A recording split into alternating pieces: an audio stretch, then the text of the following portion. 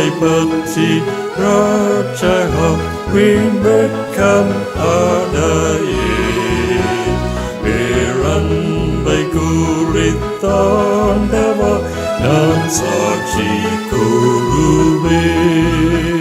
சிலுவை அன்றையில் நம்பி வந்து நிற்கையில் பாவபாரம் நீங்கி வாழ்வடைந்தேன் அடைந்தேன். எந்த நேரமும் எனதுள்ளதிலும் பேரானந்தம் பொங்கி பாடுவேன்.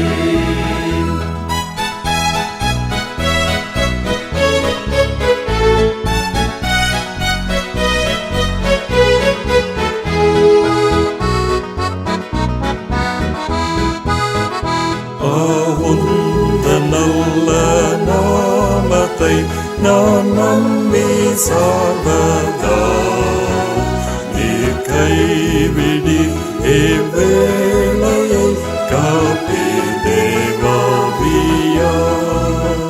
சிலுவை அன்றையில் நம்பி வந்து நிற்கையில் பாவபாரம் நீங்கி வாழ்வடைந்தேன் அடைந்தேன். எந்த நேரமும் எனதுள்ளதிலும் பேரானந்தம் பொங்கி பாடுவேன்.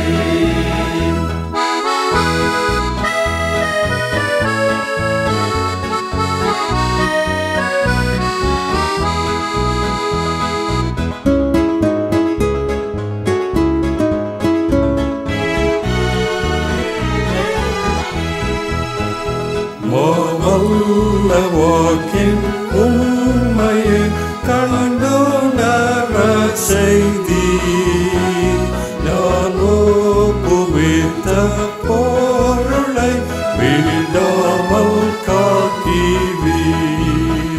சிலுவை அன்றையில் நம்பி வந்து நிற்கையில் பாவபாரம் நீங்கி வாழ்வடைந்தேன் அடைந்தேன். எந்த நேரமும் எனதுள்ளதிலும் பேரானந்தம் பொங்கி பாடுவேன்.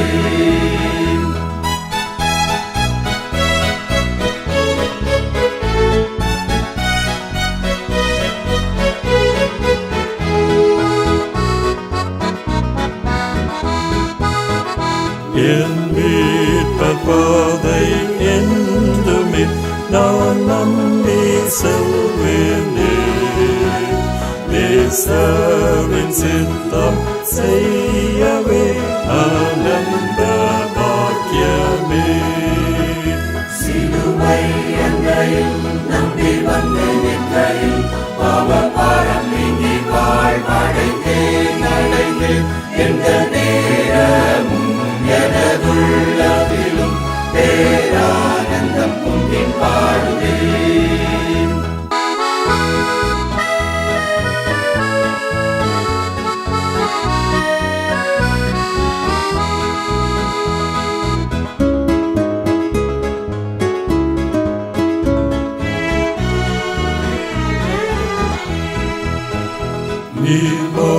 நீட்சியோடு வாழவே அப்போது கழிப்பேன். ஓர் வாசஸ்தலம் கொடுப்பீர் மெய்வாக்கியம் அடைவேன். சிலுவை அன்றையில் நம்பி வந்து நிற்கையில் பாவபாரம் நீங்கி வாழ்வடைந்தேன் அடைந்தேன். எந்த நேரமும் எனதுள்ளதிலும் பேரானந்தம் பொங்கி பாடுவேன்.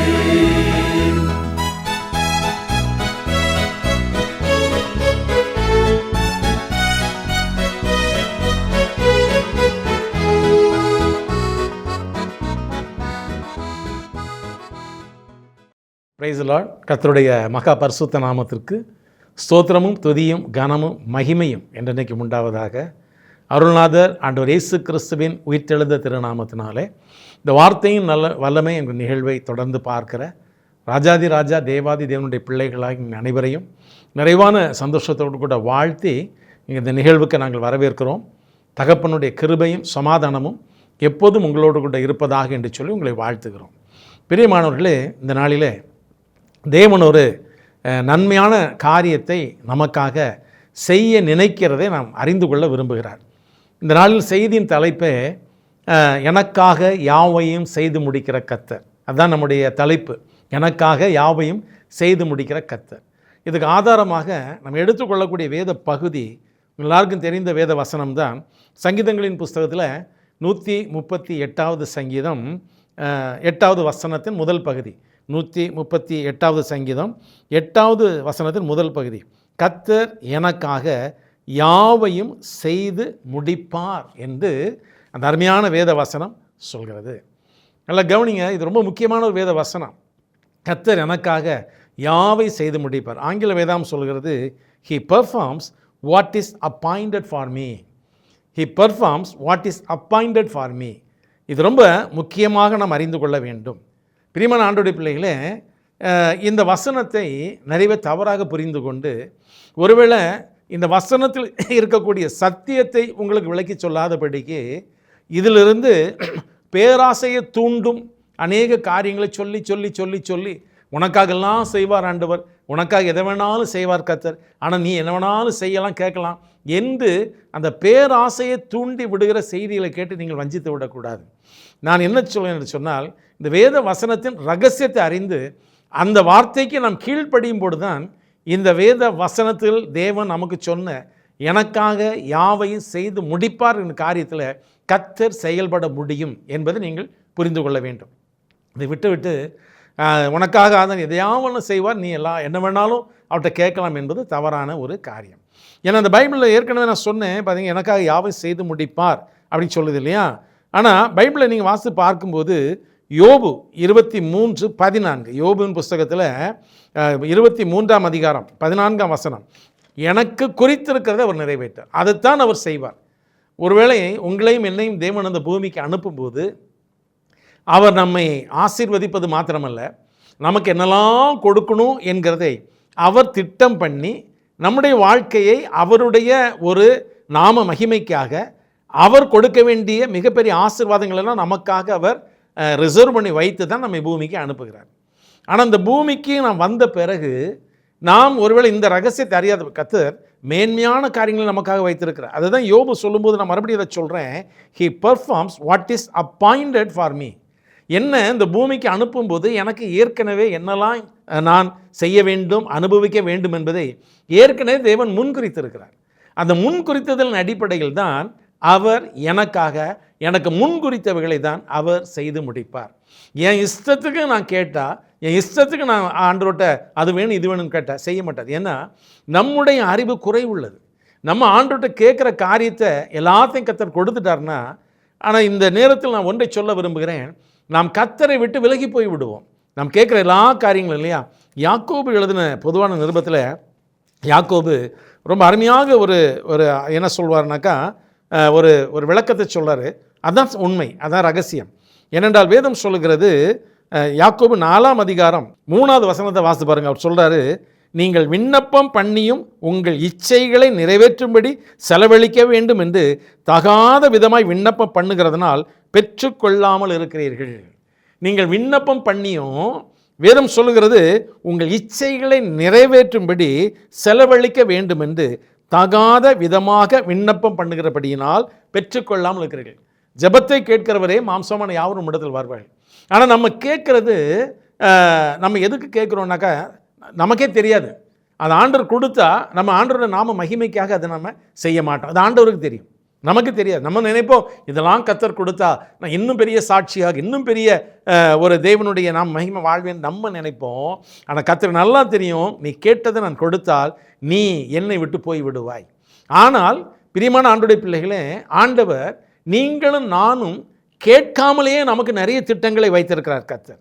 அதை தான் இந்த யோபு சொல்லும்போது சொல்றார், எனக்கு குறித்ததை அவர் நிறைவேற்றுவார், அவர் நிறைவேற்றாமல் விடவே மாட்டார்.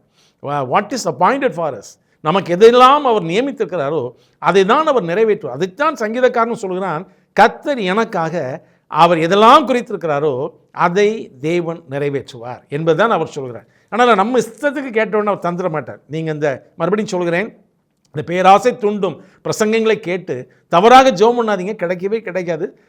இன்னொரு காரியம் என்னென்னா, அப்படி நம்ம கேட்கறனால ஏற்கனவே தேவன் வைத்திருக்கிறதையும் நம்ம இழந்து போக வேண்டிய சூழ்நிலை வந்துவிடும்.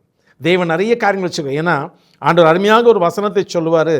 ஏசாயா 55ஆம் அதிகாரத்தில் 8-9, ஏசாயா தீர்க்கதரிசியின் புஸ்தகத்தில் 55ஆம் அதிகாரம் 8-9 இந்த 2 வேத வசனங்களை நான் வாசித்து பார்க்கும்போது ஆண்டவர் சொல்கிறார், என் நினைவுகள் உங்கள் நினைவுகள் அல்ல, உங்கள் வழிகள் என் வழிகளும் அல்லவென்று கர்த்தர் சொல்கிறார்.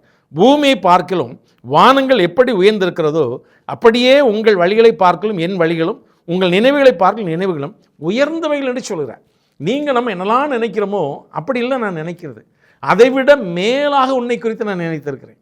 ஆகவே நான் எப்படி தர வேண்டும், எப்போது தர வேண்டும் என்று எனக்கு தெரியும். அதன்படி நான் உனக்காக யாவற்றை நிறைவேற்றி கொண்டே இருப்பேன். நீ என்னை விசுவாசித்து உன் வாழ்க்கை முழுமையாக என் கையில் ஒப்புக் கொடுக்க வேண்டும். பிரியமான ஆண்டவருடைய பிள்ளைகளே, என்னுடைய வாழ்க்கையில் சாட்சியை சொல்ல முடியும். கர்த்தர் எல்லாம் இதுவரையிலும் வைத்திருக்கிறார் என்பதே. ஏனென்றால் வேதத்தில் இன்னொரு வசனத்தை நான் வாசித்து பார்க்கிறோம்.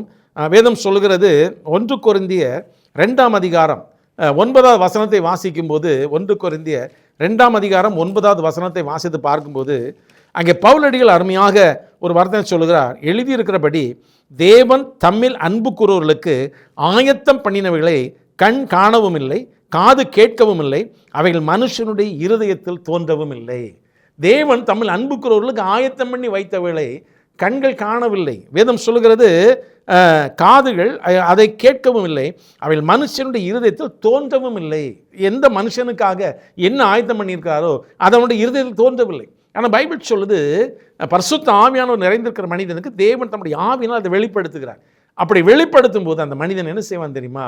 தேவன் இவையெல்லாம் எனக்கு ஆயத்தப்படுத்தி இருக்கிறபடினால நான் தேவனை நம்பி அவர் கருத்தில் என் வாழ்க்கையை ஒப்புக் கொடுப்பேன், தேவன் மகிமையான காரியங்களை செய்வார் என்று அவர் என்ன வைத்திருக்கிறாரோ அதை அவர் நிறைவேற்றுவார் என்ற நம்பிக்கையோடு அமர்ந்திருக்கும் போது கர்த்தர் உங்களுக்காக அவர் நியமித்திருக்கிற மேன்மையான காரியங்களை, உயர்ந்த காரியங்களை நேர்த்தியாய் செய்து முடிப்பார். இதுதான் அந்த காரியத்தின் ரகசியம். ஏனென்றால் வேதத்தில் நாம் தொடர்ந்து வாசித்து பார்க்கும்போது பிரசங்கியின் புஸ்தகம் 3ஆம் அதிகாரம் 11வது வசனத்தை நீங்கள் வாசித்து பார்க்கும்போது அங்கே பிரசங்கி தன்னுடைய அனுபவத்தில் அவர் சொல்லக்கூடிய காரியம் என்ன? பிரசங்கியின் புஸ்தகம் 3ஆம் அதிகாரம் 11வது வசனத்தை வாசித்து பார்க்கிறோம். அவர் சொல்லும்போது சொல்கிறார் பாருங்கள், அவர் சகலத்தையும் அதனதன் காலங்களிலே நேர்த்தியாய் செய்திருக்கிறார். ஏற்கனவே அப்படிதான் செய்கிறார் கர்த்தர், சகலத்தையும் அதனதன் காலங்களிலே நேர்த்தியாய் செய்திருக்கிறார் இல்லையா? He was made everything beautiful in it's time. அந்தந்த நேரத்தில் அதை அழகாக அவர் செய்து கொண்டே இருக்கிறார். ஒரு சின்ன காரியத்தை சொல்லி நம்ம போகலாமா? பைபிளில் ஒருவேளை நம்ம ஆதாம் ஏவாளை எடுத்துக்கலாமே. உலகத்தை உருவாக்குகிறார் ஆண்டவர். உருவாக்கும் போது முதலாவது ஆதாம் ஏவாளுக்கு என்ன தேவை என்பதை அறிந்து அவை எல்லாவற்றையும் கர்த்தர் உருவாக்கி வைத்து விட்டு தான் கர்த்தர் ஆதாம் ஏவாளை உருவாக்கினார். ஆதாமுக்கு என்ன தேவை, ஏவாளுக்கு என்ன தேவை ஆண்டவர் நல்லாவே தெரியும் இல்லையா? அதில் நீங்கள் யாருக்காவது மாற்று கருத்து இருக்கா? இல்லை. அதே மாதிரி தான் உங்களையும் என்னை அனுப்பும்போது இந்த பூமியில் நமக்கு என்னெல்லாம் தேவை என்பதை தேவன் அறிந்து நமக்காக ஏற்கனவே எல்லாவற்றையும் அப்பாயிண்ட் பண்ணி வைத்து தான் பூமியில் அனுப்பியிருக்கிறார். அவர் எதெல்லாம் அப்பாயிண்ட் பண்ணி வைத்திருக்கிறாரோ அதை வேதம் சொல்வதைப் போல எனக்காக அந்த எல்லாவற்றையும் அவர் செய்து முடிப்பார். இந்த நம்பிக்கை உங்களுக்கு இருக்கிறதா? ஏனென்றால் நம்ம இந்த உலகத்தில் மற்ற மனுஷர்களை பார்த்து நம்ம ஜனங்களும் சொல்லக்கூடிய சில அந்த பேராசை கொள்ளக்கூடிய செய்திகளை கேட்டு உலக மனிதர்களையும் பார்த்து எனக்கும் அதை போல வேண்டும் இதை போல வேண்டும் என்று சொல்லி நாம் கேட்டு ஒன்றும் பெற்றுக்கொள்ள முடியாதபடி நாம் தேவனுடைய ஆசீர்வாதங்களை இழந்து கொண்டே இருக்கிறோம். ஆனால் உனக்காக ஆண்டவர் சொல்கிறார் மேன்மையான காரியங்கள் இல்லையா? மேன்மையான காரியங்கள் உயர்ந்தவைகளை நான் வைத்திருக்கேன் என்று சொன்னார் இல்லையா ஆண்டவர்? அதை வேதம் சொல்ல இன்னொரு வசனத்தை நான் வாசிக்கலாம். ஏசாயா தீர்க்கதரிசியின் புஸ்தகத்தில் 64ஆம் அதிகாரத்தில் 4வது வசனத்தை வாசித்து பார்க்கிறோம். ஏசாயா தீர்க்கதரிசியின் புஸ்தகத்தில் 64ஆம் அதிகாரத்தில் 4வது வசனத்தை வாசிக்கும் போது, தேவனே உமக்கு காத்திருக்கிறவர்களுக்கு நீர் செய்பவைகளை நீரே அல்லாமல் உலக தோற்றம் முதற்கொண்டு ஒருவனும் கேட்டதுமில்லை, செவியால் உணர்ந்ததுமில்லை, அவைகளை கண்டதுமில்லை. ஆண்டவரே உமக்கு காத்திருக்கிறவர்களுக்கு நீ செய்பவர்களை வேதம் சொல்கிறது நீரே அல்லாமல் உலக தோற்றம் முதலே ஒருத்தனுக்கும் தெரியாது. ஆபிரகாம்கிட்ட ஆண்டவர் சொன்னார், உன் சந்ததியை பெரிய சந்ததி ஆக்குவேன்னு சொன்னார். எப்படி என்ன கேட்கலாம்? ஆபிரகாம் அந்த வார்த்தையை மட்டும் விசுவாசித்தார், தேவன் ஏற்ற வேளையில் நேர்த்தியாக நிறைவேற்றினார். இதே போல் ஒவ்வொரு மனிதனுடைய வாழ்க்கையிலும் அவருக்காய் காத்திருக்கிற பிள்ளைகளுக்கு கர்த்தர் நேர்த்தியாய் அதனதன் காலங்களிலே அவருடைய திட்டத்தின்படி செய்வார். ஒருவேளை நான் மறுபடியும் சொல்கிறேன், நம்ம இஷ்டத்துக்கு கேட்டோம்னா, ஏன்னா பைபிளில் தீமோத்தேயு ஒரு பயங்கரமான ஒரு வசனத்தை கொடுக்கிறார். 1 தீமோத்தேயு 4ஆம் அதிகாரம் 8வது வசனத்தில் பவுல் அருமையான அந்த தீமோத்தேயுக்கு பேசும்போது 1 தீமோத்தேயு 4ஆம் அதிகாரத்தில் 8வது வசனத்தை வாசிக்கும்போது பவுல் ரொம்ப எச்சரிக்கிறார். என்னென்னா, சரீர முயற்சி அற்ப பிரயோஜனம், தேவ பக்தியானது இந்த ஜீவனுக்கும் இதற்கு பின்வரும் ஜீவனுக்கும் வாக்குத்தத்தம் உள்ளதாக இருக்கிறபடினால் எல்லாவற்றிலும் பிரயோஜனம் உள்ளது என்று சொல்வது மாத்திரமல்ல, 6ஆம் அதிகாரத்தில் 9ஆம் வசனத்தை சொல்லும்போது சொல்கிறாரு, ஐஸ்வர்யம் ஆக விரும்புகிறவர்கள் சோதனையிலும் கண்ணியிலும் மனுஷனை கேட்டில் அழிவிலும் அமிழ்ந்துகிற மதிகேடும் சேதமுமான பலவிதமான இச்சைகளினாலே விழுகிறார்கள். ஐஸ்வர்யம் ஆக வேண்டும் என்று விரும்புகிறோம். நம்ம எல்லாருக்கும் தெரியும், இன்றைக்கு குறுக்கு வழியிலே ஐஸ்வர்யனை நினைக்கிறவரெல்லாம் எப்படி அவர்கள் வழிக்கு விழுகிறார்கள் என்பது நமக்கு நல்லா தெரியும். எப்படி ஆயினும் அந்த குறுக்கு வழி ஐஸ்வர்யன் ஆகிவிடலாம் ஒரு வேளை. ஆனால் நியாய தீர்ப்பு நாளிலே நான் உனக்கு நியமித்தது அல்லாமல் குறுக்கு வழியிலே எல்லாவற்றையும் நீ செய்திருக்கிறாய், ஆகவே பரலோகத்தில் இடமில்லை என்று சொல்லலாம். என்ன சொல்ல முடியும்? பிரியமான ஆண்டவருடைய பிள்ளைகளே, ஆகவே அப்படி தீவிரிக்கக்கூடாது. தேவன் எனக்கு, ஏன்னா பைபிள் சொல்லுது கர்த்தருடைய ஆசீர்வாதம் ஐஸ்வர்யத்தை தரும். அதோடு கூட அவர் வேதனையை கூட்டார். இங்கே ஐஸ்வர்யன் ஆக வேண்டும் என்று சொல்லி தங்களுடைய வேதனையில் விழுந்து விடார்கள் என்று வேதம் சொல்லுங்க. ஆனால் தேவனுடைய ஆசீர்வாதம் ஐஸ்வர்யத்தை தரும். அது உனக்காக என்ன தேவன் அப்பாயிண்ட் பண்ணி வச்சிருக்கிறாரோ அதை ஏற்ற வேளையில் உங்களுக்கு கொடுக்க தேவன் ஆயத்தமாக இருக்கிறார். ஆனால் உலக மனிதனையோ வேறொரு மனிதனையோ பார்த்து அதை போல் எனக்கு வேண்டும் என்று நீ கேள் என்று சொல்லுகிற அந்த செய்திகளை கேட்டு நீங்கள் தேவையில்லாததை கேட்கும்போது அவர் வைத்ததையும் தர முடியாது, நீங்கள் கேட்பதும் கிடைக்காமல் போய்விடும். இதைத்தான் இந்த வேதத்தின் ரகசியம் தான், அதில் உள்ள சத்தியம். இதுதான் சத்தியம். கர்த்தர் எனக்காக யாவை செய்து முடிப்பார். யாது எனக்கென்று ஒரு ஆயத்தம் பண்ணி வைத்திருக்கிறது ஒன்று கூட குறை வைக்க மாட்டார். ஏனென்றால் உன் நினைவுகள் என் நினைவுகள் அல்ல, உன்னுடைய வழிகள் என் வழிகள் அல்ல, அது மேன்மேல் உயர்ந்தவர்கள் என்று சொல்லி தான் கர்த்தர் சொல்கிறார் இல்லையா? ஆகவே அவர் சகலத்தையும் அதனதன் காலங்களுடைய வாழ்க்கையிலே நேர்த்தியாய் செய்வார். ஆகவே இன்றைக்கு நம்முடைய வாழ்க்கையிலே நாம் செய்ய வேண்டிய காரியங்கள் என்ன? வேதம் சொல்லுகிறது 1 தீமோத்தேயு 6ஆம் அதிகாரம் 6வது வசனத்தில், போதும் என்ற மனதனுடைய கூடிய தேவ பக்தியே மிகுந்த ஆதாயம். தேவன் எனக்கு தருவது போதும், தேவன் அதில் எந்த வேதனையும் தரமாட்டார். இன்றைக்கு இருப்பதில் நான் திருப்தியாக இருப்பேன் என்று அந்த போதும் என்ற மனதனுடைய கூடிய தேவ பக்தியே மிகுந்த ஆதாயம் என்று சொல்லி வேதம் சொல்கிறது. தேவன் அதை பார்ப்பார். இன்றைக்கு நம்ம இருக்கிற காரியங்களிலே திருப்தியாக இருக்கிறோமா? ஒருவேளை தாழ்ந்த நிலைமையில் இருக்கும்போது நாம் அதில் திருப்தியாக இருந்தால், ஒருவேளை பிரியமான ஆண்டவருடைய பிள்ளைகளே, இன்றைக்கு ஒருவேளை உலகத்தில் தேவன் நமக்கென்று ஒருவேளை எங்களுக்கென்று ஆயத்தம் பண்ணினதையெல்லாம் இதுவரையில் எங்களுடைய கண்கள் காணவும் இல்லை, எங்களுடைய அறிவில் தோன்றவில்லை. ஆனால் தேவனுடைய கரத்தில் என்றைக்கு வாழ்க்கை அர்ப்பணிக்கிறோமோ அது முதல் அவர் வைத்திருந்த மகத்தான திட்டங்களை தேவன் காண்பிக்கிறார், தேவன் ஆசீர்வதிக்கிறார், தேவனுக்குள்ள பிள்ளைகளை ஆசீர்வதிக்கிறார், சந்ததிகளை கர்த்தர் ஆசீர்வதிக்கிறார். அவர் நிறைய திட்டங்களை வைத்திருக்கிறார். அவர் ஐஸ்வர்ய சம்பந்தராக இருந்தாலும் அவர் நமக்கென்று நிறைய ஐஸ்வர்யங்களை வைத்திருக்கிறார். அதை தானாக அவர் கொடுக்கிறார். அதனதன் காலங்களில் நேர்த்தியாய் செய்கிறார். நாம் செய்ய வேண்டிய காரியம் அவர் கரத்தில் வாழ்க்கை ஒப்பு கொடுத்து, தேவனே நீர் எனக்காக வைத்திருப்பதை தருவீர், அது போதும், என்னுடைய இச்சையின்படி நான் கேட்பது ஆண்டவரை தவறு என்று சொல்லி நாம் அர்ப்பணிக்கும் போது தேவன் நலமானதை மேன்மையானதை நீங்கள் வேண்டுவதற்கு நினைப்பதற்கும் அதிகமானதை கர்த்தர் உங்களுக்கு தந்து உங்களை சாட்சியை நிறுத்த வல்லவராக இருக்கிறார். ஆகவே அப்படிப்பட்ட தேவன் விசுவாசத்தோடு எல்லாவற்றையும் உங்களுக்கு ஆயத்தம் பண்ணி வைத்திருக்கிறார். நான் வேத புஸ்தகத்தில் நிறைய நபர்களை பார்க்கலாம், ஆனால் ஒரு நபரை நான் காண்பிக்க ஆசைப்படுகிறேன். எஸ்தரின் புஸ்தகத்தில் 2ஆம் அதிகாரம் 15வது வசனத்தை வாசித்து பார்க்கும்போது அற்புதமான ஒரு வார்த்தை அங்கே உண்டு. எஸ்தரின் புஸ்தகம் 2ஆம் அதிகாரம் 15வது வசனம், மொர்தெக்காய் தனக்கு குமாரத்தியாய் ஏற்றுக்கொண்டவளும் அவன் சிறிய தகப்பனாகிய அபியாயேலின் குமாரத்தியுமான எஸ்தர் ராஜாவினிடத்தில் பிரவேசிப்பதற்கு முறை வந்தபோது அவள் ஸ்திரீகள் காவல் பண்ணுகிற ராஜாவின் பிரதானாகிய ஏக்காய் நியமித்த காரியமே அல்லாமல் வேறொன்றும் கேட்கவில்லை. எஸ்தருக்கு தன்னை காண்கிற எல்லா கண்களிலும் தயவு கிடைத்தது என்ற ஒரு காரியத்தை பார்க்கும். அன்றைக்கு ஒரு பெரிய காரியம், எஸ்தருக்கு ராஜாவிடத்தில் போக வேண்டிய முறை வருகிறது. முறை வரும்போது ராஜா இந்த கன்னிகளை காவல் வைக்கிற காவல்காரனாகிய ஏக்கா என்கிறவனை கூப்பிட்டு அவள் என்னெல்லாம் கேட்குறாளோ எல்லாம் கொடுங்க. அப்போ மற்ற எல்லா ஸ்திரீகளும் ராஜாவை எப்படியாவது கவர்ந்து விட வேண்டும் என்று சொல்லி, ராஜாவை என் அழகில் எப்படியாவது மயக்கி விட வேண்டும் சொல்லி ஒருவேளை எவ்வளவோ காரியங்களை கேட்டிருக்கலாம். அந்த அலங்காரம் தேவை, இந்த அலங்காரம் தேவை, செய்ய அலங்காரம் தேவை, எனக்கு இன்னும் முகத்தில் வெளிச்சம் கொடுக்க அதற்கு தேவையான அந்த மேக்கப் தேவை, உதடுக்கு சிவப்புகள் தேவை, கண்களுக்கு மைகள் தேவை என்று சொல்லி நிறைய காரியங்களை கேட்டிருக்கலாம். வஸ்திரங்களில் அலங்கார வஸ்திரங்களை கேட்டிருக்கலாம். ஆனால் எஸ்தருக்கு அந்த முறை வரும்போது பாருங்கள், எஸ்தர் ராணியாக வருகிறவளுக்கு என்ன நியமித்திருக்கிறதோ அது போதும், எனக்கு அதிகமாக தேவையில்லை. ஏனென்றால் எஸ்தருக்கு நல்லா தெரியும், நான் ராணி ஆவது சித்தமாக இருந்தால் ஒருவனும் தடுக்க முடியாது. ஒருவேளை நான் ராணியாகி மாறுவது தேவனுடைய சித்தம் இல்லை என்று சொன்னால் என்னுடைய எல்லா முயற்சியும் வீண், என்னுடைய வாழ்க்கை பாவமாய் போய்விடும்.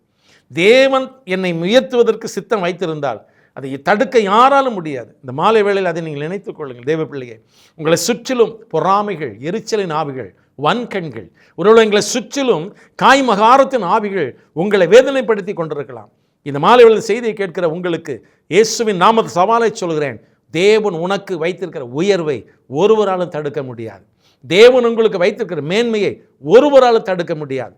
எவ்வளவு பெரிய மனிதராலும் தடுக்கவே முடியாது. கர்த்தர் உயர்த்தாமல் விடவே மாட்டார். ஆகவே உங்கள் இருதயம் கலங்காமல், நான் ஏன் இன்னும் இந்த தாழ்மையில் இருக்கிறேன், ஏன் இன்னும் இந்த எளிமையில் இருக்கிறேன், எனக்கு ஒரு மேன்மை இல்லையா என்று நீங்கள் நினைப்பீர்கள். ஆனால் இந்த மாலை வேளையிலே இந்த வசனம் சொல்கிறது, கர்த்தர் எனக்காக யாவை செய்து முடிப்பார் என்று ஆண்டவர் சொல்கிறார் இல்லையா? கர்த்தர் எனக்காக என்னெல்லாம் அப்பாயின்ட் பண்ணி வைத்திருக்கிறாரோ அதை தருவார். அது என்னுடைய அறிவின்படி அல்ல, அது அவர் ஏற்கனவே மேன்மையான காரியங்கள் எனக்கு என்று தீர்மானம் வைத்திருக்கிறபடினால் சந்தோஷமாக என் வாழ்க்கையை என் தேவகத்தில் ஒப்புக் கொடுக்கிறேன். எனக்கென்று அவர் மேன்மை தருவார். வேதத்தில் அருமையான வசனம் உண்டு இல்லையா? செப்பனியா 3ஆம் அதிகாரம் 20ஆம் வசனத்தின் பின்பகுதியிலே, பூமியில் உள்ள சகல ஜாதிகளுக்குள்ளும் நான் உங்களை கீர்த்தியும் புகழ்ச்சியுமாக வைப்பேன் என்று கர்த்தர் சொல்கிறார். கர்த்தர் உனக்காக யாவை செய்வார், நீ அவருடைய வாழ்க்கையை கரத்தில் ஒப்புக் கொடுக்கும்போது.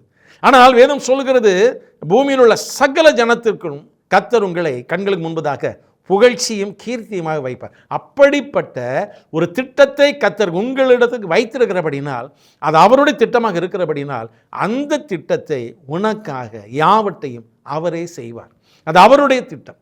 ஆக இடைமறித்து நீங்கள் கேட்க வேண்டிய அவசியமே இல்லை. எனக்கு அதைத்தாரும், எனக்கு இதைத்தாரும் ஆண்டவரே. உங்கள் இச்சையின்படி கேட்டால், நம்ம ஏற்கனவே வாசித்தோம் இல்லையா? யாக்கோபு 4:3. அது அப்படி நம்ம இச்சையின்படி கேட்போமானால் நிச்சயமாக சங்கீதம் 73வது சங்கீதத்தில் நீங்கள் 3வது வசனத்தை கூட வாசித்து பார்க்கும்போது, துன்மார்க்கரின் வாழ்வை நான் காண்கையில் வீம்பு காரலாகி அவர்கள் மேல் பொறாமை கொண்டேன். ஏனென்றால் மரண பரியந்தம் அவர்கள் இடுக்கணில்லை, அவர்களுடைய பலன் உறுதியாக இருக்கிறது. கீழே வாசித்து பார்த்தீங்கன்னா சங்கீதக்காரன் புலம்புறது தெரியும், நான் விருதாவா பக்தியாக இருக்கிறேன், நான் விருதாவா பக்தியாக இருக்கேன். ஆனால் வீம்புக்காரரை பாருங்கள், துன்மார்க்கரை பாருங்கள், அவங்கள ரொம்ப நல்லா இருக்கிறாங்க. அதனால் துன்மார்க்கனே நல்லா இருக்கும்போது ஏன் ஆண்டவர் அவருடைய பிள்ளைகளை என்னை மேன்மைப்படுத்தக்கூடாது? ஆண்டவரே, அவனுக்கு இருப்பதை போல் எனக்கும் தாரும், அவனுக்கு இந்த உலகத்தில் அனுபவிப்பது எனக்கும் தாரும். கேட்கவே கேட்காதுங்க, அது அழிந்து போவதற்கென்று வேதம் சொல்லுகிறது. அது அவர்கள் ஒரு நாள் இடறி விழுந்து அவர்கள் அறியாப்படாமலே போய் விடுவார்கள் என்று வேதம் சொல்கிறது. நீங்கள் அவர்களை பார்க்காதீர்கள், உலகத்தை பார்க்காதீர்கள், உலகத்தோட துஷ்ட மனிதனுடைய வாழ்வை பார்க்காதீர்கள். ஏனென்றால் அவர்கள் எல்லாவற்றையும் விட இந்த எஸ்தருடைய வாழ்க்கை இப்போ பார்த்தோம் இல்லையா? வேதத்தில் எஸ்தர் தனக்கு நியமித்ததை தவிர வேறு ஒன்றும் எனக்கு வேண்டாம், தேவ சித்தமானால் நிறைவேறட்டும், தேவனுடைய திட்டம் நான் மகாராணி ஆக வேண்டும் விரும்பினால் ஒருவனும் தடுக்க முடியாது. எஸ்தருக்கு நல்ல அறிவு இருந்தது. நான் ஒரே ஒரு காரியத்தை சொல்கிறேன். 1 கொரிந்தியர் 12ஆம் அதிகாரம் 24வது வசனத்தை வாசித்து பார்க்கும்போது ரொம்ப அருமையான ஒரு வேத வசனத்தை வாசித்து பாருங்கள். வேதம் சொல்லுகிறது 1 கொரிந்தியர் 12:24, நம்மில் லட்சணம் உள்ளவைகளுக்கு அலங்கரிப்பு தேவையில்லை. நம்மில் லட்சணம் உள்ளவைகளுக்கு அலங்கரிப்பு தேவையில்லை. ஏன் வீணான அலங்கரிப்பு? உதட்டுக்கு சாயம், அந்த ஒரு சினிமா நடிகனை போல, ஒரு சினிமா நடிகைகளைப் போல ஏன் நாம் அலங்கரிக்க வேண்டும்? தேவையில்லை, தேவையில்லை. அப்படிப்பட்ட காரியங்கள் தேவன் விரும்புவதே இல்லை. தேவன் அப்படிப்பட்ட அலங்காரங்களை, வீண் அலங்காரம் விரும்பவில்லை. எஸ்தர் அதுக்கு ஒரு அருமையான எடுத்துக்காட்டு. எஸ்தர் ஒரு மிகப்பெரிய எடுத்து. ஏன் அந்த வார்த்தை வேதத்தில் வைத்திருக்க என்று சொன்னால், நீ என்னால், என்னுடைய நல்ல குணங்களினால், உனக்குள் இருக்கக்கூடிய நற்குணங்களினால் அலங்கரிக்கப்பட வேண்டுமே தவிர இந்த புறம்பான அலங்காரம் உனக்கு தேவை இல்லை என்று சொல்லி நாம் பேதுருவின் புத்தகத்தில் வாசிக்கிறோம். புறம்பான அலங்காரம் அது தேவனுக்கு முன்பாக மிக அருவருப்பான ஒரு காரியம். புறம்பான அலங்காரங்கள் உள்ள மறைந்திருக்கிற குணமே அலங்காரம். அதுதான் எஸ்தருக்குள்ள இருந்தது. ஆகவே அப்படி இருந்த எஸ்தருக்கு தேவன் என்ன செய்ய நினைத்தாரோ அவளுக்காக யாவற்றையும் செய்து முடித்தார். உங்களுக்கு செய்ய மாட்டாரா? இந்த மாலை வேளையில் பிரியமான ஆண்டவருடைய பிள்ளைகளே, கர்த்தர் இதைத்தான் இன்றைக்கு உங்களுக்கு நீங்கள் அறிந்து கொள்ள வேண்டும் என்று விரும்புகிறார். கர்த்தர் எனக்காக யாவை செய்து முடிப்பார். எதை செய்து முடிப்பார்? எனக்கென்று எதெல்லாம் குறித்திருக்கிறாரோ அந்த மேன்மையான காரியங்களை அவர் செய்வார். எப்படி செய்வார்? சகலத்தை மதனதன் காலங்களில் எனக்காக அவர் நேர்த்தியாய் செய்வார். நான் இதுவரையிலும் நான் ஒருவேளை இது அறியாதபடிக்கு நான் பேராசையினால் காரியங்களை கேட்டேன். ஆகவே கர்த்தரும் தர முடியவில்லை, நான் கேட்டதையும் பெற்றுக்கொள்ள முடியவில்லை. இந்த மாலை வேளையினுடைய இருதயத்தை நீங்கள் கொஞ்சம் ஆராய்ந்து பார்த்து, தேவனே எனக்கென்று வைத்திருக்க அந்த மேன்மையான காரியங்களை நீர் எனக்கு தருகிற வரையிலும் நான் உம்முடைய பாதத்தில் காத்திருப்பேன். நீர் எல்லா கண்களுக்கு முன்பதாக, ஆண்டவரை பூமியில் உள்ள சகல ஜாதிக்கு முன்பதாக என்னை மேன்மைப்படுத்துவேன் என்று சொன்னீரே, அந்த தேவனுக்கு முன்பதாக நீர் எனக்கு மேன்மையான காரியங்களை ஆயத்தப்படுத்தி வைத்திருக்கிறீர். அதை நிச்சயமாக பெற்றுக்கொள்வேன் என்று ஒப்புக் கொடுக்க முடியுமா? பிரியமான ஆண்டவருடைய பிள்ளைகளே, வேதம் சொல்கிறது, குறுக்கான வழியில் வாழ்க்கையை தேடக்கூடாது. கலங்காதிருங்கள், நீங்கள் இயேசுவனுடைய சொந்த பிள்ளைகள், நீங்கள் ஆண்டவருடைய இரத்தத்தினால் மீட்கப்பட்ட பிள்ளைகள். உங்களுக்கு அவர் தராத மேன்மையாக மற்றவர்கள் தரப்போகிறார். ஏனென்றால் அவர் உங்களுக்கென்று வைத்திருக்கிறார். எஸ்தர் வாழ்க்கை பார்த்தோம் இல்லையா? யோசேப்புடைய வாழ்க்கை பார்த்தோம் இல்லையா? தாவீதுடைய வாழ்க்கையை பார்க்கிறோம் இல்லையா? அவர்களுக்கென்று வைத்ததை யாராவது தடுக்க முடிந்ததா? தாவீதை துரத்தினது யார்? வனாந்தரில் தாவீதை துரத்தினது யார்? சவுலா? இல்லை. சவுலுக்குள் இருந்த காய் மகாரத்தின் ஆவி, பரிசுத்த ஆவி நிறைந்திருந்த தாவீதை துரத்தினது. நல்ல கவனிங்க. ஆனால் காய் மகாரத்தின் ஆவி துரத்தும். ஆனால் இந்த அருமையான பரிசுத்தாவி நிறைந்த தாவீதுடைய கரத்தில் அந்த சவுல் கிடைத்தும் அவர் கொலை செய்யவில்லை. ஏந்திரீங்களா? அதுதான் ஆவியானவர். பொறுத்து போகிறவர், பொறுமையாய் போகிறவர். காய்மகரத்தின் ஆவி எப்படா அவனை கொல்லலாம், எப்படா அவன் நாசமாக போவான், அப்படி தான் நினைக்கும். ஆனால் இது அப்படி அல்ல. பிரியமான ஆண்டவருடைய பிள்ளைகள், இப்படிப்பட்ட நிலைமையில் இருந்தால் கூட கலங்காதிருங்கள். உங்களுக்கென்று வைத்திருக்கிற மேன்மையை கர்த்தர் தந்தே தீர்வார். அந்த ஜனங்களுக்கு முன்பதாக நீங்கள் மேன்மை அடைந்தே தீர்வீர்கள். அதைத்தான் இந்த சங்கீதம் சொல்கிறது, கர்த்தர் எனக்காக யாவை செய்து முடிப்பார். அப்படிப்பட்ட பெரிய திட்டங்களை உங்களுக்காக வைத்திருக்க கர்த்தருடைய கரத்தில் ஒப்பு கொடுப்போமா? தேவன் நல்லவர், நல்ல தகப்பனே, நன்றியோடு துதிக்கிறோம். இந்த நல்ல மாலை வேளையிலும் எங்களுக்கு அந்த ரகசியை கற்றுத்தந்ததற்காக ஸ்தோத்திரம். எங்கள் இச்சையின்படி நாங்கள் செலவழிக்க வேண்டும் என்று, எங்களுக்கு அதைத்தாரும் இதைத்தாரும் என்று கேட்போமானால் நாங்கள் உம்மை விட்டு தூரமாய் போய்விடுவோம் என்று அறிந்திருக்கிறீரப்பா. ஆகவே நீர் அப்படிப்பட்ட குறுக்கு வழியின் ஆசீர்வாதங்களை தருகிற தேவன் அல்ல. நியாயமாய் நீதியின்படி மேன்மையான ஆசீர்வாதங்களை வைத்திருக்கிறேன். ஆகவே சொந்த குமாரன்னு பாராமல் தம்முடைய மகனையே கொடுத்தவர் உலக ஆசீர்வாதங்கள் தருவது நிச்சயம் என்று சொன்ன வசனத்தின்படி நீ இன்றைக்கு இந்த செய்தியை கேட்கிற எல்லா பிள்ளைகளையும், இன்றைக்கு அவர்களை தாழ்ந்த நிலைமையில் இருக்கலாம், வெறுக்கப்பட்ட நிலைமையில் இருக்கலாம், ஒதுக்கப்பட்ட நிலைமையில் இருக்கலாம், ஆனால் அவர்களையும் கர்த்தர் ஏற்ற வேளையிலே அவர்களுக்கென்று தேவன் வைத்திருக்கிற மேன்மையான ஆசீர்வாதங்களை கொடுத்து உயர்த்த போவதற்காக எமக்கு ஸ்தோத்திரம். மேன்மை அடை செய்ய போவதற்காக எமக்கு ஸ்தோத்திரம். உடைய கிருபையின் தெய்வீக பிரசன்னம் அந்த பிள்ளைகளை இப்போது சூழ்ந்து கொள்ளட்டும் ஆண்டவரே. எல்லா எதிர்ப்பின் வல்லமைகள், அந்தகார வல்லமைகள் பிடியிலிருந்து ஜனத்தை விடுவித்துக் கொள்வீராக. உம்முடைய சாட்சியை நிறுத்துவீராக. உடைய மகிமை அவர்கள் மீது விளங்கட்டும், காத்துக்கொள்ளும். இயேசு இரட்சகர் மூலமாக இந்த மாலை வேளையில் இந்த பிள்ளைகளை நீர் ஆசீர்வதிப்பதற்காக நன்றி செலுத்துகிறேன். ஜீவனுள்ள நல்ல பிதாவே, ஆமேன், ஆமேன், ஆமேன். எனக்கு அன்பானவர்களே, கர்த்தர் உங்களுக்காக அவர் குறித்த யாவற்றையும் நேர்த்தியாய் செய்வார். அவரை பற்றி கொள்ளுங்கள். God bless you.